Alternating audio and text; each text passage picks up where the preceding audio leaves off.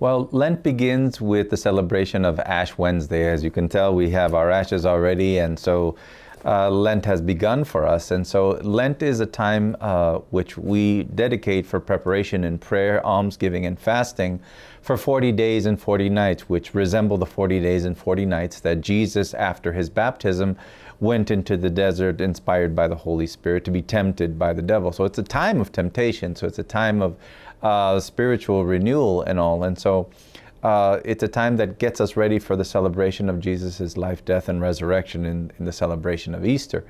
But one of the things we find interesting, for instance, for Ash Wednesday, many pastors, we all, kind of scratch our heads because so many people come to receive their ashes, to come to celebrate or receive the symbol of the cross on your head with ashes.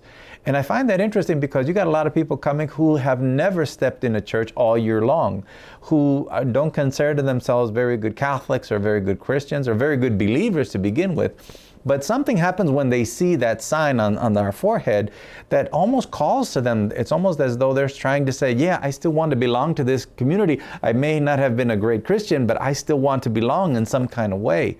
And so it's a call of belonging. Are you part of the Christian community or not? And so I think that's why a lot of people are coming, because whatever life has been for them, they don't want to be completely left out of the promises of Christ. And so as we enter into these 40 days and 40 nights, it really is a call to conversion, to change our minds and hearts, to analyze our relationship with God and the church. Now I say with God and the church is because today we seem to have a dichotomy where people are saying, oh, I believe in God, but I don't believe in the church. And well, that's schizophrenic. That's not real. That can't really happen, because the same God that we claim that we believe in, well, that same God established the church. The church is not founded on human beings. It's founded on God. Jesus himself founded the church when he tells Peter, upon this rock I shall build my church, and the gates of hell will not prevail against it. And so we have that kind of promise that Jesus gives us, because even though it is founded by God, God trusts us, sinful people. He trusts sinful men and women in this church to govern the church, to guide the church, to provide the graces God has for humanity through the church. So in the church, we got all kinds of sinners, husbands, wives, people doing all kinds of terrible things. Priests, there's all, people talking about corruption of the priesthood, people talking about the corruption of the episcopacy, even the Pope if you want to. It doesn't matter, because the church is guaranteed that Christ will be in it. So there will always be saints as well as sinners in the church. And so you can't separate. I can't say I love God and I can't be a good son of the church either. For the church does need good sons and daughters, just like a good nation needs good citizens to protect the nation.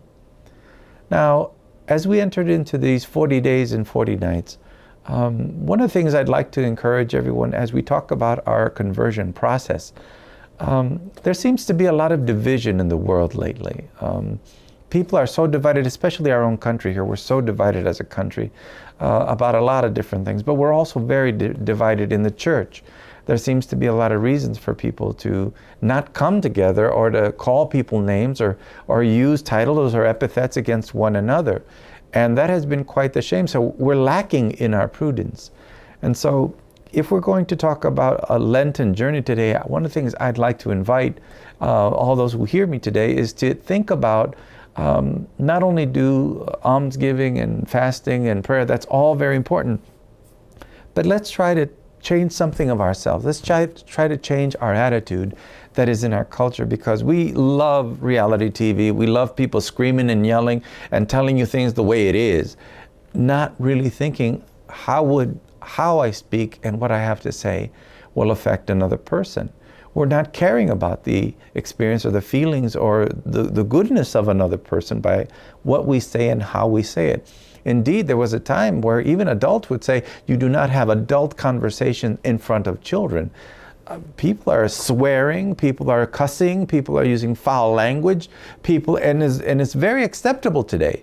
And I deign to say, no, not for you, not for me, not those of us who follow Jesus. We do not have a permission by God to not be repentant of the way we speak and how we address other people and how we treat them.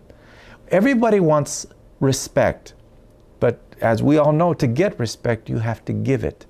And so if we're being unkind, unrespectful, if we're quickly putting epithets on people, if we're quickly putting titles on people, if we're quickly calling them one thing or another, giving them this title, this name, or that name, and we're not really being prudent about their well-being, then we've misunderstood what the Christian message really has been about.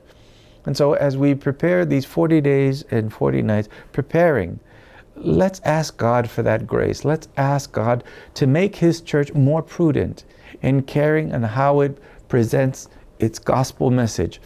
If we live our daily life with a foul mouth, no one is going to be able to hear the gospel in our lives.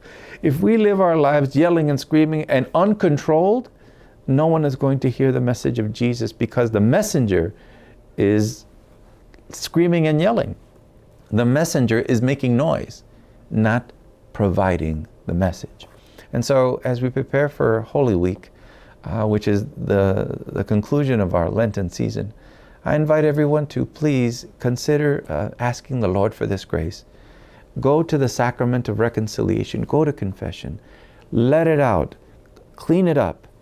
Stand up. Let's get up again and make a positive decision to say, I belong to the Lord and His church. Perhaps we can once again begin to shine by following the Lord's footsteps, by being devoted to God and good to one another.